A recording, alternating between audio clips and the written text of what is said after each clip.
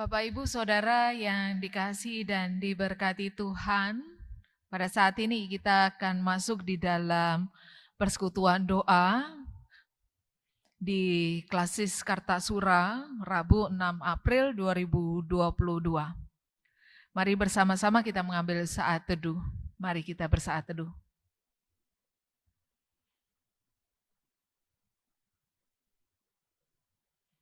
Saat teduh selesai.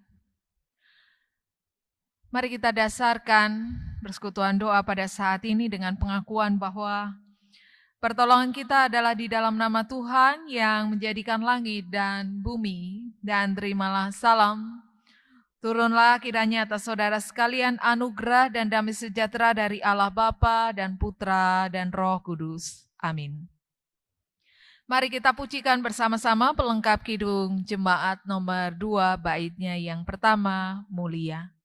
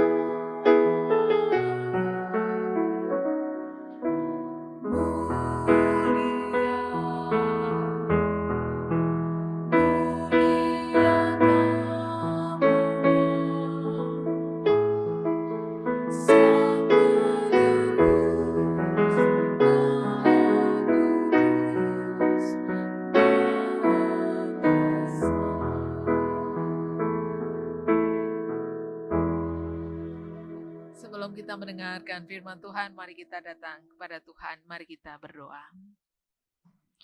Saat ini kami datang kepadamu ya Tuhan, mensyukuri setiap perbuatan tangan Tuhan yang mendatangkan kebaikan bagi kami.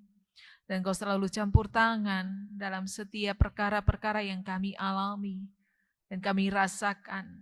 Bahkan ketika kami ada di pandemi COVID-19 hingga hari ini, Tuhan menjaga dan melindungi kami sedemikian rupa. Kami ada pada saat ini dalam lingkup Klasis Kartasura bersama-sama gereja-gereja di Klasis Kartasura. Kami datang kepadamu mensyukuri setiap kasih dan penyertaan Tuhan. Dan kami akan mendengarkan firman-Mu yang menjadi pelita yang terus menerangi sejauh perjalanan kehidupan kami. Sehingga kami mampu memahami dan melakukan apa yang menjadi kehendak Tuhan dalam kehidupan kami hari lepas hari. Bersabdalah ya Tuhan, karena kami telah siap dan sedia untuk mendengarnya. Dalam nama Tuhan Yesus Kristus kami berdoa. Amin. Bapak, Ibu, Saudara yang terkasih dalam Yesus Kristus, mari kita membuka Alkitab kita. Bacaan kita terambil dalam Injil Lukas pasal 7 ayat 11 sampai dengan yang ke-17, yang demikianlah firman Tuhan. Yesus membangkitkan anak muda di Nain. Kemudian Yesus pergi ke suatu kota yang bernama Nain. Murid-muridnya pergi bersama-sama dengan dia dan juga orang banyak menyertainya berbondong-bondong.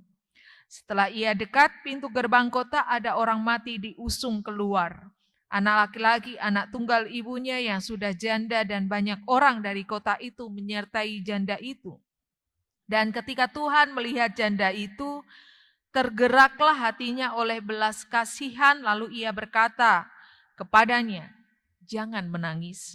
Sambil menghampiri usungan itu, ia menyentuhnya, dan sedang para pengusung berhenti, ia berkata, "Hai anak muda, aku berkata kepadamu, bangkitlah." Maka bangunlah orang itu dan duduk dan mulai berkata-kata, dan Yesus menyerahkannya kepada ibunya.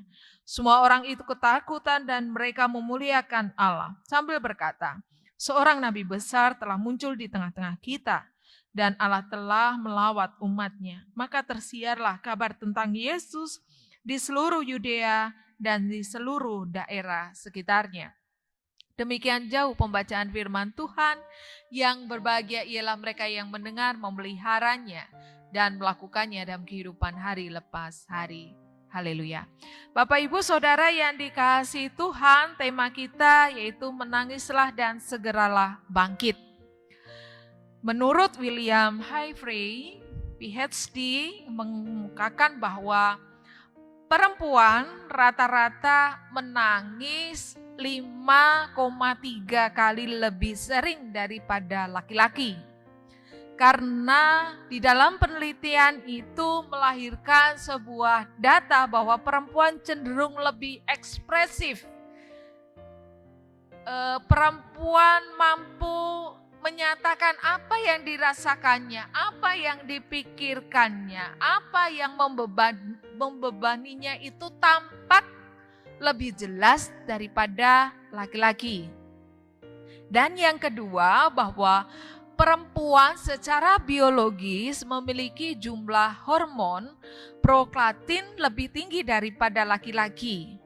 Dan hormon ini memiliki kecenderungan untuk mendorong seseorang menangis dengan apa yang dirasakannya. Sementara pada laki-laki ada hormon testosteron yang mengurangi kecenderungan seseorang untuk menangis.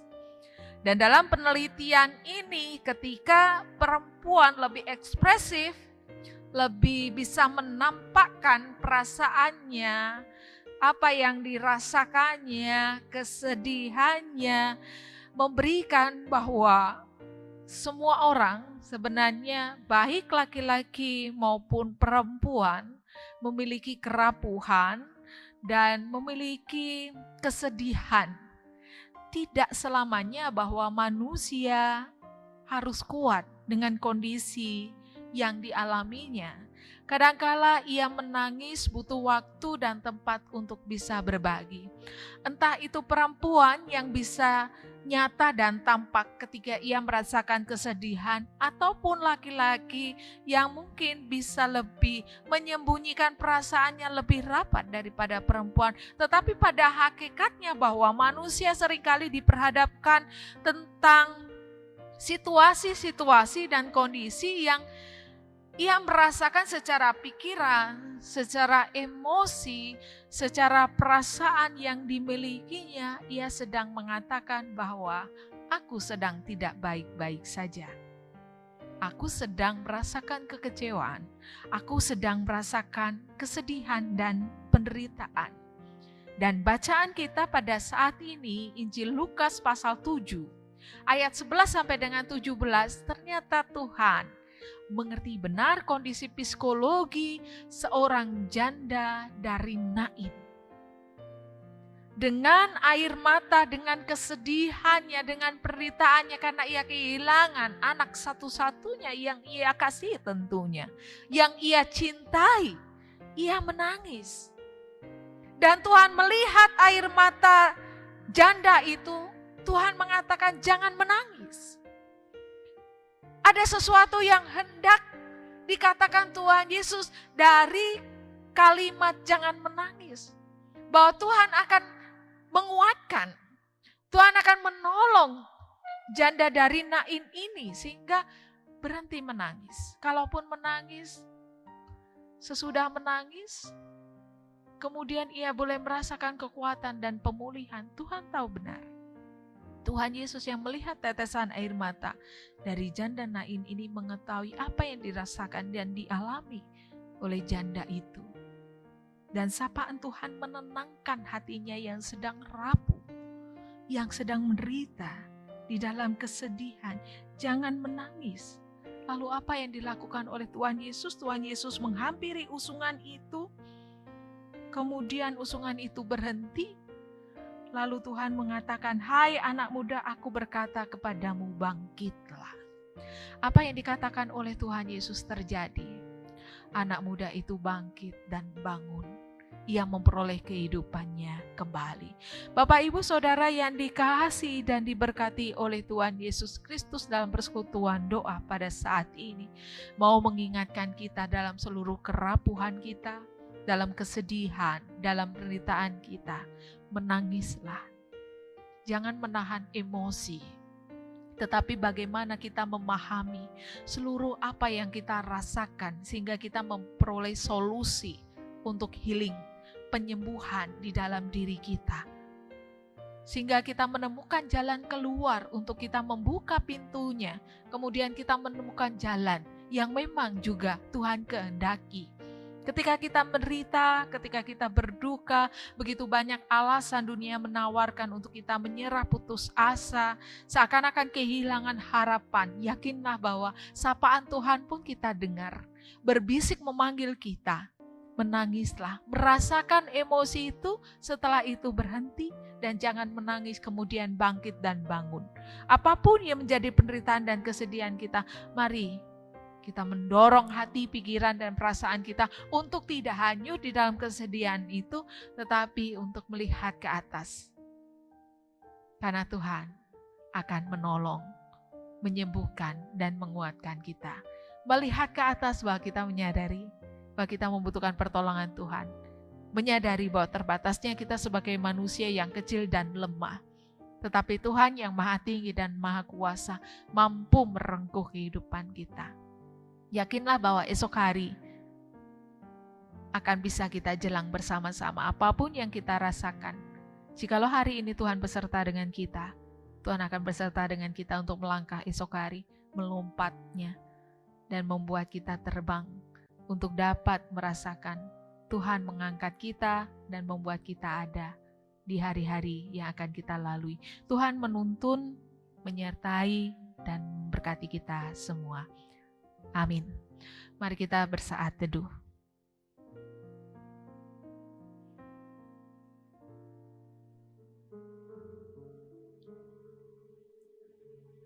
Mari kita berdoa. Mungkin kami sama seperti janda dari Nain. Ada waktunya kami merasakan kesedihan. Seringkali kami merasakan bahwa hidup ini tidak ada harapan. Seringkali pintu-pintu yang kami jumpai tertutup dengan rapat. Seakan-akan kebahagiaan itu jauh dari kehidupan kami. Kami tak dapat meraihnya dan merengkuhnya. Seakan-akan kami juga merasakan kegelapan. Di tengah-tengah pergumulan keluarga, pekerjaan, tengah-tengah jemaat dan masyarakat. Di cangkang kehidupan kami, seringkali kami tergesa-gesa. Seringkali kami menutup mata bahwa Tuhan selalu hadir dalam semua peristiwa. Tuhan menjadikan kami ada hingga hari ini, itu semua karena anugerah Tuhan. Walaupun kami merasakan penderitaan, kekecewaan, dan kesedihan, begitu banyak air mata, tapi kami tahu Tuhan ada bersama-sama dengan kami. Tuhan telah menyembuhkan anak dari seorang janda dari Nain. Demikian pula Tuhan akan memulihkan dan menyembuhkan setiap sakit hati kami, setiap pikiran kami yang tidak baik Tuhan luruskan, dan setiap akar kepahitan Tuhan cabut dengan kebaikan-kebaikan Tuhan. Jikalau kami mau membuka hati kami, dan kami akan membukanya dengan selebar-lebarnya, Tuhan berperkara dan memberkati kehidupan kami dan memenuhi kami dengan damai sejahtera. Berkati jemaat-Mu di gereja-gereja, di Klasis Kartasura, ketika kami boleh menghayati minggu-minggu Prapaskah ini, kami boleh menjadi umat yang menang di dalam seluruh pergumulan dan peristiwa kehidupan. Menang karena Tuhan telah hidup, telah menebus segala dosa-dosa kami menjadi juru selamat kami yang hidup. Terima kasih Tuhan, kami serahkan juga Bapel kelas, Bawas kelas. Tuhan memberkati kami dalam satu barisan pelayanan untuk jemaat-Mu, gereja-gereja di Klasis Kartasura dan secara umum, dalam langkap dadera bersama, berjalan bersama gereja-gereja di Sinode GKJ. Kami serahkan seluruh kehidupan kami Tuhan dalam tangan kuat kuasa-Mu. Ini doa syukur kami dan permohonan kami. Dalam nama Tuhan Yesus Kristus kami berdoa. Amin. Mari bersama-sama kita pujikan nyanyian pengutusan melalui Kidung Jemaat 183 bait pertama dan kedua.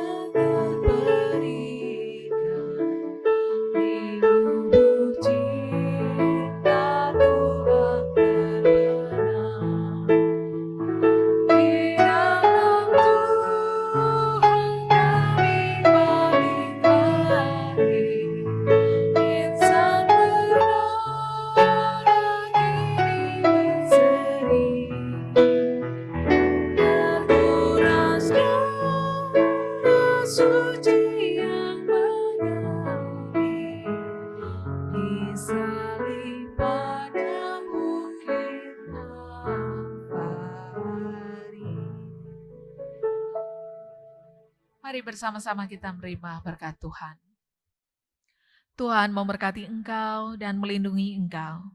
Tuhan menyinari engkau dengan wajah-Nya dan memberi engkau kasih karunia. Tuhan menghadapkan wajah-Nya kepadamu dan memberi engkau damai sejahtera. Amin.